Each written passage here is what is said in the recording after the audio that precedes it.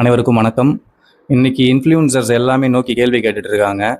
ஏன்னா அவங்க தெரிஞ்சோ தெரியாமலோ அரசியலில் ஒரு ஸ்டாண்ட் எடுத்து சப்போர்ட் பண்ணி வீடியோ போட்டிருக்காங்க. இப்போ பிக் பாஸ் ஷோ வருது, 6 மாதத்துக்கு ஒரு வாட்டி வருது. 6 மாதத்துக்கு ஒரு வாட்டி வந்த உடனே இந்த இன்ஃப்ளூயன்சர்ஸ் எல்லாம் பேச ஆரம்பிச்சிடுறாங்க.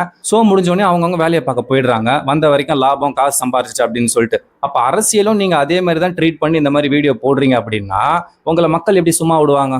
இப்போ நான் கூட ஒரு சேனல் ஆரம்பிச்சிருக்கேன். எனக்கு ஒரு ஸ்டாண்ட் இருக்கு. நான் டெய்லி அரசியலை பற்றி தான் பேசிட்டு இருக்கேன். அப்படின்னும் போது நான் இதை திடீர்னு இப்போ விட்டுட்டு போயிடுறேன் அப்படின்னா மக்கள் என்ன நினைப்பாங்க? நான் தேவையான நேரத்தில் ஒருத்தரை சப்போர்ட் பண்ணுறதுக்காக மட்டும் வந்து வீடியோ போட்டு போயிட்டேன், அவங்களை இன்ஃப்ளூயன்ஸ் பண்ணிட்டு என் வேலையை பார்க்க நான் போயிட்டேன்னு தான் நினைப்பாங்க. அப்போ உங்களோட தேவைக்காக நீங்கள் மக்களை மூளை செலவை பண்ணிட்டு உங்களுக்கு தேவையானதை செஞ்சுக்கின பிறகு நீங்கள் பொதுமக்களோட பிரச்சனையை பேசாமல் விலகி நிற்பீங்க அப்படின்னா உங்களை திருப்பி கேள்வி கேட்க தான் செய்வாங்க எல்லாருமே. இப்போ 100% இன்ஃப்ளூயன்சர் அப்படின்னு வச்சுக்கிட்டோம்னா 90% பொழுதுபோக்கா மட்டும்தான் இருக்கானுங்க. 90% முழுக்க முழுக்க அறிவு இருக்கான்னு பார்த்தா அறிவில்லாதவங்கள தான் இன்ஃப்ளூயன்சரா இருக்கிறானுங்க. என்ன பேசுறானுங்க, என்ன பண்றானுங்கன்னு ஒண்ணுமே புரியல. இவனுங்களுக்கும் ஒரு கூட்டம் நான் ஃபேன்ஸ்ன்னு சுத்திக்கினே இருக்குது. முதல்ல இன்ஃப்ளூயன்சர்ஸுக்கும் நடிகருக்கெல்லாம் எதுக்கு ஃபேன்ஸ், வெறி பூச்ச ஃபேன்ஸ்? நான் கேட்குறேன்.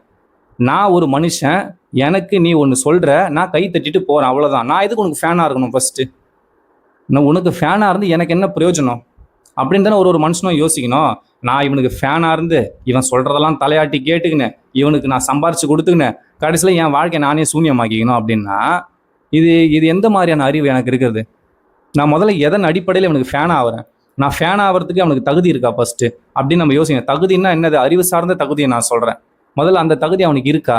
அப்போது அவனே நம்ம அவ்வளோ அறிவாளி, அவனை வந்து நம்ம ஹீரோ, அவனை வந்து நம்ம ஃபேன் ஆகிறோம் அப்படின்னா நான் எந்த நிலையில இருக்கேன்? அப்போ என்னை விட அவன் வந்து கடவுள் நான் அப்படின்னு ஏன் உணர்றேன்? முதல்ல அவனுக்கு நான் வந்து கை தட்டுறேன், அவனுக்காக நான் ஓடுறேன். ஒரு இடத்துல அவன் வந்து மீட்டுன்னு சொன்னா நான் ஓடி போயிட்டு அவனை பார்க்க போறேன். எதுக்கு? எனக்கு ஒண்ணுமே புரியல. நம்ம எதுக்காக அடுத்தவனுங்களுக்காக ரோட்ல போயிட்டு நாய் மாதிரி நிக்கணும்? ஃபர்ஸ்ட் இந்த கேள்வி நீங்க உங்களுக்குள்ளவே கேட்டுக்கவே மாட்டீங்களா? ஃபர்ஸ்ட் இது எனக்கு புரியவே இல்லை. இந்த பிரச்சனை ரொம்ப வருஷமா இருந்துக்கினே இருக்கு. இந்த பிரச்சனை எல்லார் மனசுலையும் உளவியல் ரீதியாகவே இருக்கு. ஒருத்தர் வந்தா கத்தணும், ஒருத்தர் வந்தா ஃபோன் எடுத்துட்டு போய் ஃபோட்டோ எடுத்துக்கணும், இப்போ லைக்ஸ் வாங்கணும். இதுதான் இந்த ஃபேன் கலாச்சாரமே சுத்தமாக சரியில்லை. அடுத்த வர ஜென்ரேஷன் எல்லாம் இது ரொம்ப ரொம்ப நாசமாகிடும் நான் நினைக்கிறேன். இந்த ஃபேன் கலாச்சாரத்தை முதல்ல ஒழிக்கணும். நான் எதுக்கு உனக்கு ஃபேன் ஆகணும்? நான் தாண்டா உனக்கு ஓனரு. நான் கொடுக்குற காசுல தான் நீ வாழ்ற. நான் கொடுக்குற காசுல தான் உன்னோட வாழ்க்கை சுகபோகமாக இருக்குது.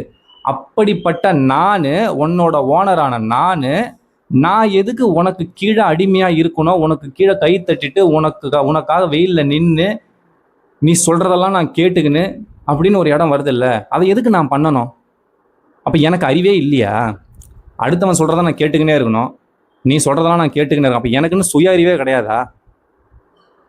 எங்க அம்மா அப்பா எனக்கு அறிவு சொல்லி வளர்க்கவே இல்லையா அப்படின்னு இருக்குது இல்ல? நான் படிக்கவே இல்லையா? நான் உன்னை கேள்வி கேட்கவே கூடாதா?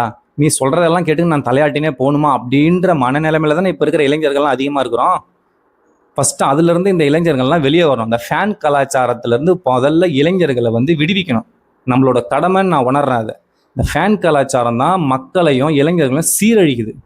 அதிலிருந்து முதல்ல எல்லாரையும் வெளிக்கொண்டு வர வேண்டிய கடமையா இப்போ வர ஜென்ரேஷன்ஸ்ல இருக்கிற நல்ல நல்ல ஆட்கள் அதை பற்றி பேசி இளைஞர்களுக்கான விழிப்புணர்வை கொடுக்கணும். எந்த ஒரு விஷயமும் தெரியாமையே ஒருத்தனுக்கு அடிமையா நாம ஆக்கப்படுறோம் அப்படின்றத நம்ம உணர்ந்தே தீர வேண்டிய கட்டாயத்துல இருக்கும். ஏன்னா அது நம்மளுக்கான எதிர்காலத்துல நல்ல விதமா கொண்டு போகாது. கொள்கையும் கோட்பாடும் சுய அறிவும் சுய சிந்தனையும் மட்டும்தான் நல்ல ஒரு சமூகத்தை உருவாக்கும். இந்த மாதிரியான அடுத்தவங்களுக்கு துதிப்பாடக்கூடிய மனநிலைமை நம்மளை பைத்தியக்காரனாக தான் ஆக்கும், நம்மளோட வளர்ச்சியை தடுக்கும், தனி மனித ஒழுக்கத்தை மாற்றும். நீ ஒரு ஸ்டாண்ட் எடுக்கிற அப்படின்னா அது மக்கள் சார்ந்து இருக்குது, மக்களோட வாழ்க்கையை சார்ந்து இருக்குது அப்படின்னா அதை நீ ரெகுலராக பண்ணணும். நீ உன் இஷ்டத்துக்கு வந்துட்டு தேவைப்படும் போது அதை பற்றி பேசிட்டு உன் வேலை முடிஞ்ச பிறகு அதை விட்டுட்டு உன்னோட பழைய பொழப்பை பார்க்கறதுக்கு போயிட்டேன்னா அது நீ மக்களை ஏமாத்துறது தானே அர்த்தம். அந்த மக்கள் உன்னை திருப்பி கேள்வி கேட்பாங்கல்ல, அப்போ நீ பதில் சொல்லு. பதில் இல்லைன்னா ஏன்டா அரசியலுக்கு வரீங்க? நடக்கிற பிரச்சனை டெய்லி பேசுங்க, அதுதான் அரசியல். மக்களோட வாழ்க்கையை மேம்படுத்தணும்னா அன்றாட பிரச்சனைல பேசிக்கினே இருக்கணும், அதுதான் அரசியல். அப்படிப்பட்டா வந்து அரசியலை பற்றி பேசணும். அரசியலை பற்றி ஒன்றுமே தெரியாமல் நீங்கள் பாட்டுக்கு வந்துட்டு எதையோ பேசி ஒருத்தனோட மண்டையை கழுவி விட்டு போயிட்டீங்க அப்படின்னா நான் அதை குறை சொல்ல வரல, அது உன்னோட விருப்பம், உன்னோட ஸ்டாண்டு. ஆனால் அந்த ஸ்டாண்டில் நீ நிலையா இருக்கியா? உண்மையை பேசுறியா? அதை வந்து தொடர்ச்சியா நீ செய்யறியா? இதை நீ பார்ட் டைம் ஜாபா பண்ணிட்டு போகும்போது தான் உன்னை நோக்கி இந்த மாதிரியான கேள்வியெல்லாம் வருது. நீ ஏன் அதை தொடர்ந்து செய்ய மாட்ற? அப்ப தொடர்ந்து ஒருத்தன் செய்யல அப்படின்னா அந்த டைமுக்கு அவன் அவனோட தேவைக்காக பண்ணதா தானே அர்த்தம். நீ காசு வாங்கிட்டு பண்ணதா தானே அது அர்த்தமா வரும். யாரு தப்பு செஞ்சாலும் கேட்கணும்ல. ஏன் இவங்க தப்பு செய்யலையா, ஏன் அவங்க தப்பு, எதையாச்சும் ஒன்று பேசுங்க. பேசவே மாட்டோம், அமைதியாவே இருப்போம் அப்படின்னா அப்ப அதுக்கு முன்னாடி ஏன் பேசுனீங்க? உண்மையான மாற்றம் வேணும் அப்படின்னு ஒரு ஸ்டாண்ட் எடுக்கிறவன் எல்லாத்தையுமே கேள்வி கேட்பான். தனி மனுஷன் ஒருத்தன் எல்லாரையும் கேள்வி கேட்கணுங்க. அதுதான் உண்மையான மாற்றத்துக்கு வழிவகுக்கும். நான் ஒருத்தனை சார்ந்து இருந்துட்டேன் அப்படின்னா நாடு முன்னேறவே முன்னேறாது. நான் அவங்களுக்கு ரசிகனா இருந்துட்டேன் அப்படின்னா என்னால் அவங்களுக்கு கேள்வி கேட்கவே முடியாது. அப்போ நான் ஏதோ ஒரு வகையில அவங்கள சார்ந்து இருக்கவே கூடாது. அப்போ இந்த இன்ஃப்ளூயன்சர்ஸ் எல்லாம் ஏதோ ஒரு வகையில அவங்கள சார்ந்து இருந்திருக்காங்கன்னு தானே அர்த்தமா வருது. நீங்க சார்ந்து இருந்ததுனால தான் ஒரு ஸ்டாண்ட் எடுக்கிறீங்க. அப்படி சார்ந்து இல்லை அப்படின்னா நீங்க இப்போ அதுல கருத்து சொல்லாம ஏன் தவிர்த்துட்டு போறீங்க? இப்போ நடக்கிற பிரச்சனைக்கும் நீங்க குரல் கொடுக்கணும்ல.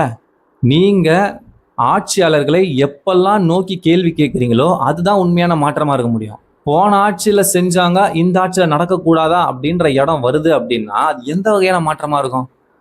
என்னுடைய ஒர்க்கர்ஸ், தமிழ்நாடு அரசாங்கம் என்பது மக்கள் சேவை. மக்கள் சேவைனா எனக்காக அவங்க வேலை செய்ய வந்திருக்கிறாங்க. அவங்கள நோக்கி நான் கேள்வி கேட்கணும். தப்பு செஞ்சா கேள்வி கேட்கணும்.